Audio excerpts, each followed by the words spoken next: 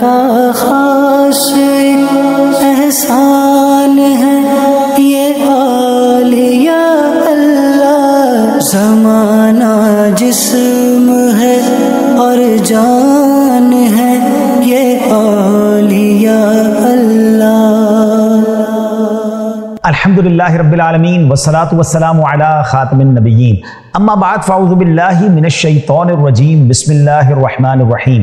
الصلاة والسلام علیک یا رسول اللہ وعلی آلک واصحابک یا حبیب اللہ، الصلاة والسلام علیک یا نبی اللہ وعلی آلک واصحابک یا نور اللہ۔ ناظرین، بہت ہی خوبصورت سلسلہ قادریہ کے مشائخ، جی ہاں، دنیا بھر میں وہ لوگ جو غوث اعظم شیخ عبد القادر جیلانی رحمۃ اللہ تعالی کے سلسلے میں مرید ہیں، قادری کہلاتے ہیں، ہمیں معلوم ہونا چاہیے کہ سلسلہ قادریہ میں کیسے عظیم الشان بزرگ موجود ہیں۔ پچھلے پروگرام میں ہم نے مولا علی شیر خدا کرم اللہ تعالی وجہ الکریم کے بارے میں جانا کہ ولایت کے تمام سلسلے آپ کی ذات سے شروع ہوتے ہیں، اور آج ہم بات کریں گے جگر گوشائے مولا علی نواسہ رسول، جی ہاں، امام حسین رضی اللہ تعالیٰ کے بارے میں، ایک ایسی ہستی جن کے بارے میں ہمارے پاس سچی بات ہے الفاظ ہی ختم ہو جاتے ہیں، ہماری تو اوقات بھی نہیں ہے ہم ان کا کیا ذکر خیر کریں، جو نبی پاک کی آنکھوں کے ستارے ہیں۔ میرے آقا علیہ الصلوۃ والسلام ان سے بے حد پیار فرماتے، امام حسین کے بارے میں جانیں گے، مگر اس سے پہلے درود پاک کی فضیلت پر مشتمل ایک حدیث پاک سنتے ہیں۔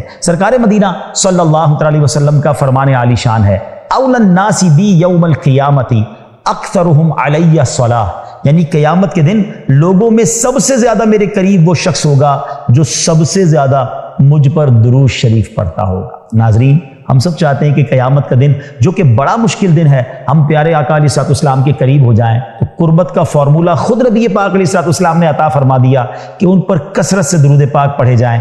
آئیے دنیا بھر میں جہاں کہیں ہیں مل کر درود پاک پڑھ لیں، صلو علی الحبیب صلی اللہ تعالی علی محمد صلی اللہ علیہ وسلم۔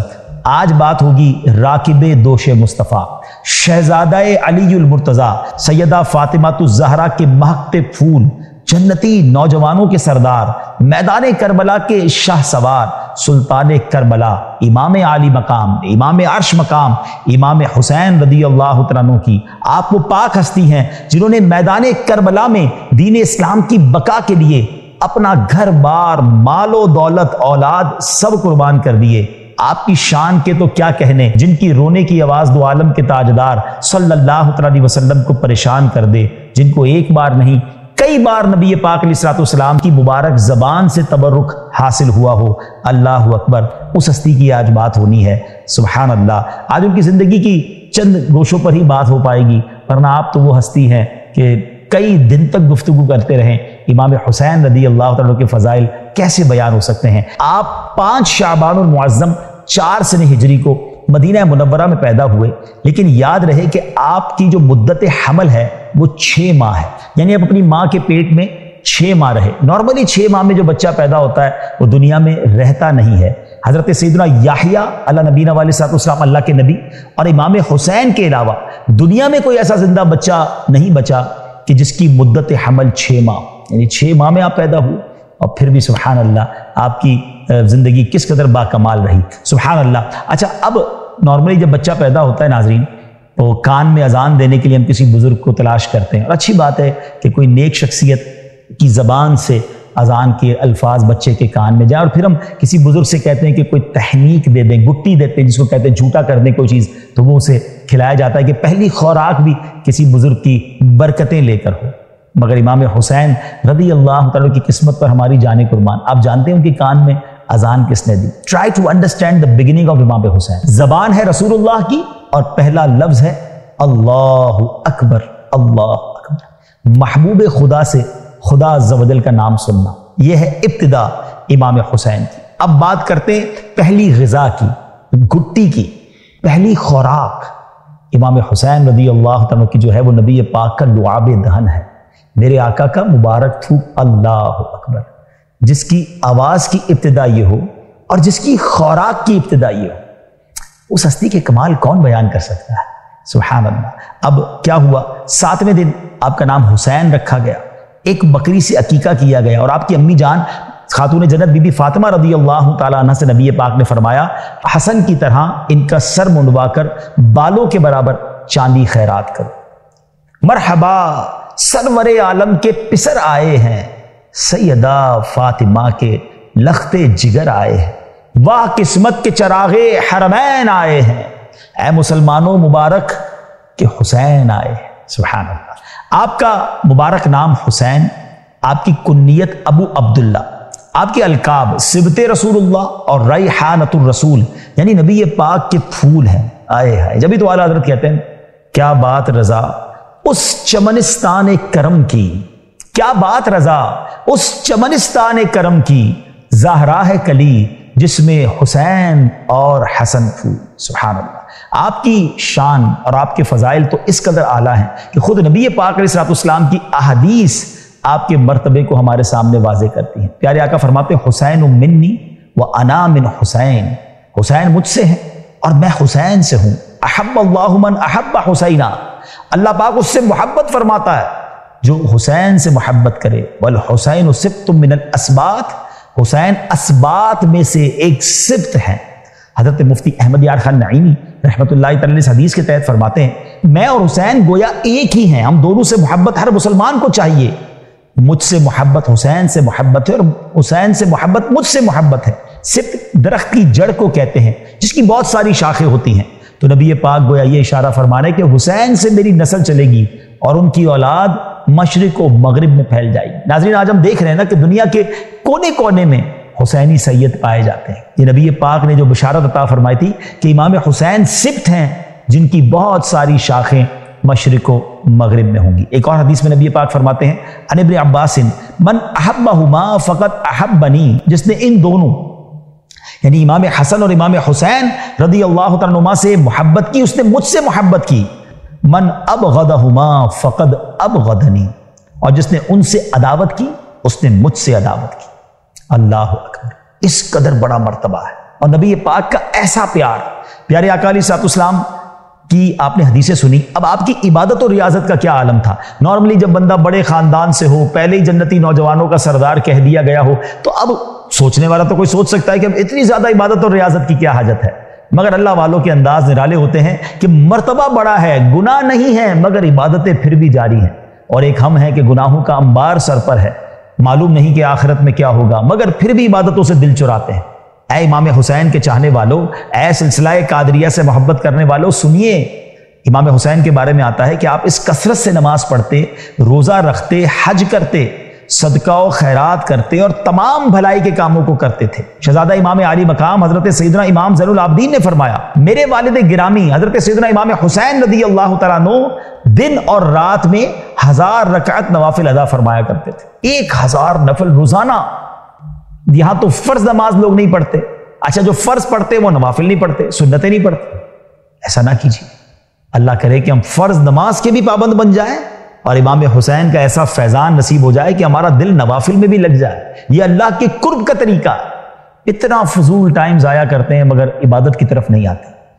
آگے سنیے، عظیم تابعی بزرگ حضرت سیدنا امام شعبی رحمۃ اللہ تعالی فرماتے میں نے دیکھا کہ امام حسین رضی اللہ تعالیٰ عنہ رمضان المبارک میں مکمل قرآن کریم ختم فرمایا کرتے تھے۔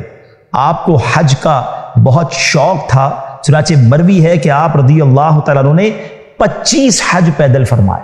سوچیے ناظرین، اب یہاں بہت سارے لوگ وہ ہیں کہ جن پر حج فرض ہو چکا ہے مگر حج نہیں کرتے، مال بھی ہے، استطاعت بھی ہے، دنیا گھومتے ہیں، حج کے لیے ٹائم نہیں نکالتے۔ اچھا بعض اوقات پوچھو تو کہتے ہیں ذرا بچی کی شادی کر لوں، پہلے ذرا فلاں کام سیٹ کر لوں، پہلے یہ مسئلہ حل ہو جائے پھر چلا جاؤں گا۔ ارے اللہ کے بندے، سارے مسئلے وہیں سے تو حل ہوتے ہیں۔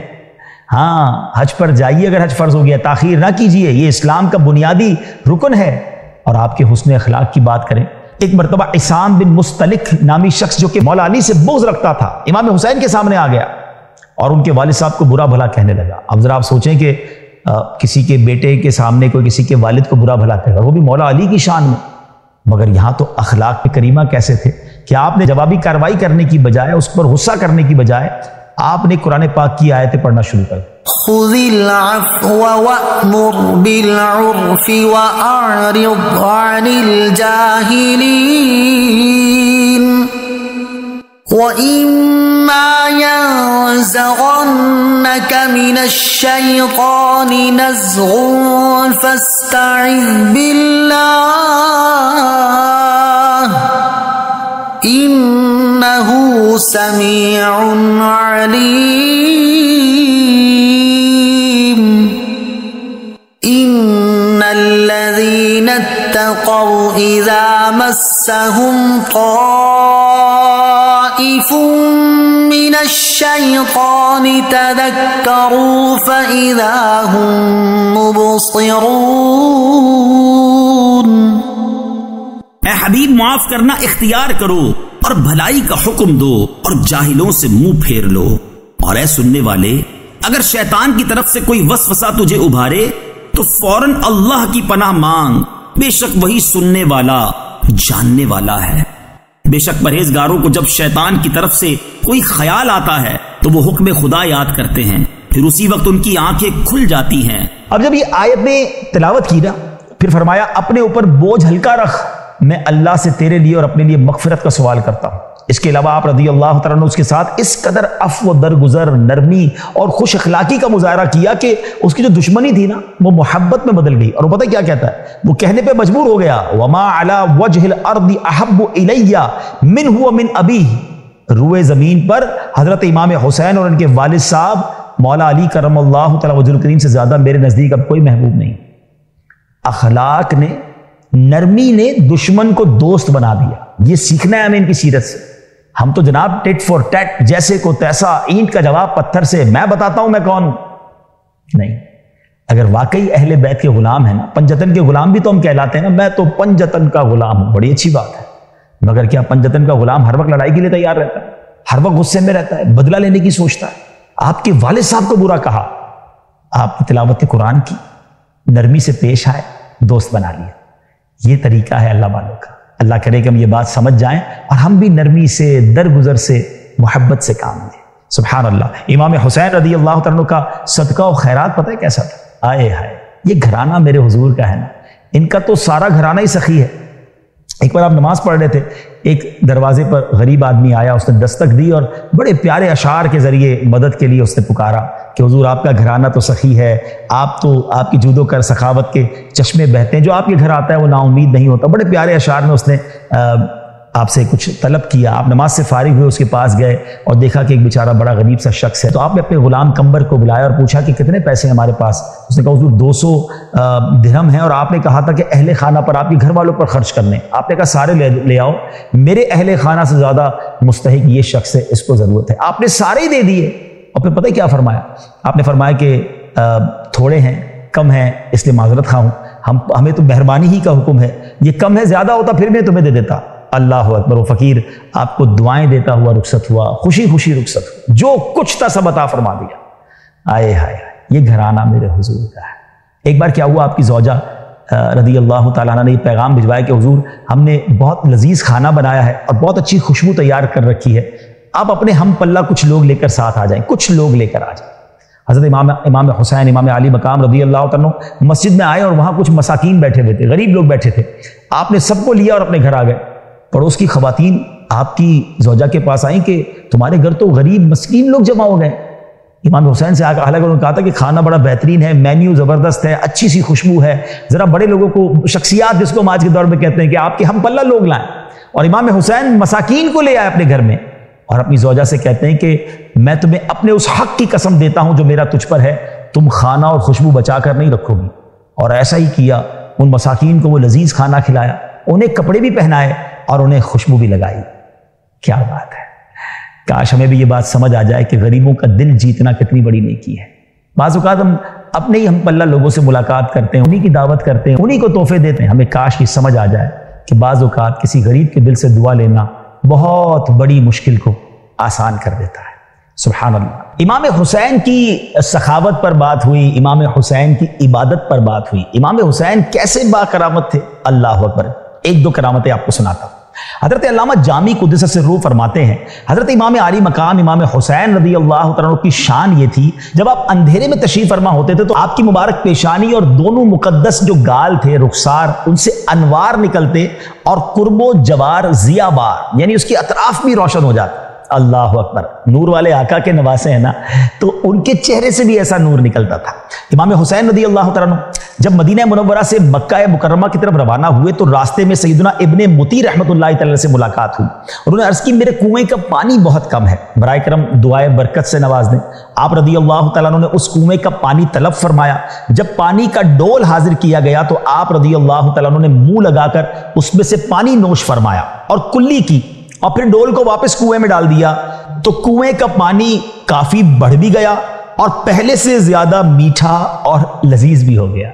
کیا شان ہے! نبی پاک علیہ الصلوۃ والسلام کا بھی انداز رہا تھا نا کہ مدینے کے لوگ آتے تھے، کہتے حضور ہمارے کنویں کا پانی کھارا ہے، آپ کلی فرماتے تھے اور پانی میٹھا ہو جاتا۔ تو یہ شان مصطفیٰ بھی ہے اور فیضان مصطفیٰ بھی ہے، سبحان اللہ۔ امام حسین رضی اللہ تعالیٰ کی شہادت کب ہوئی؟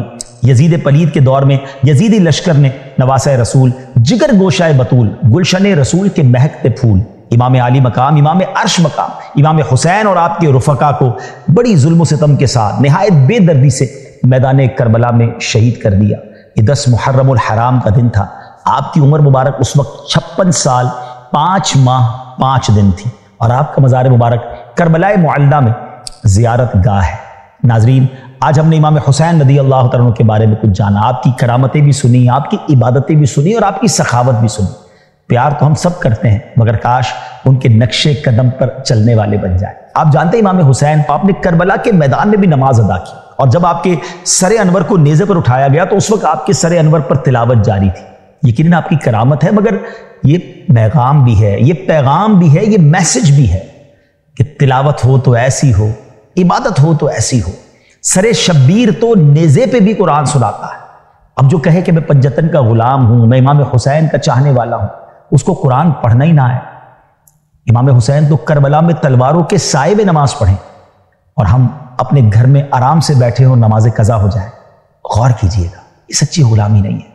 آج ان کا ذکر سنا ہے نا، نیت کیجئے، قرآن کی تلاوت کریں گے اور نماز کی پابندی کریں گے۔ اللہ مجھے بھی اور آپ کو بھی سچا پنجتن پاک کا غلام بنا دے، آمین۔ صلو علی الحبیب صلی اللہ تعالی علی محمد صلی اللہ علیہ وسلم۔ خدا کا خاص احسان ہے یہ اولیاء اللہ، زمانہ جسم ہے اور جان ہے یہ اولیاء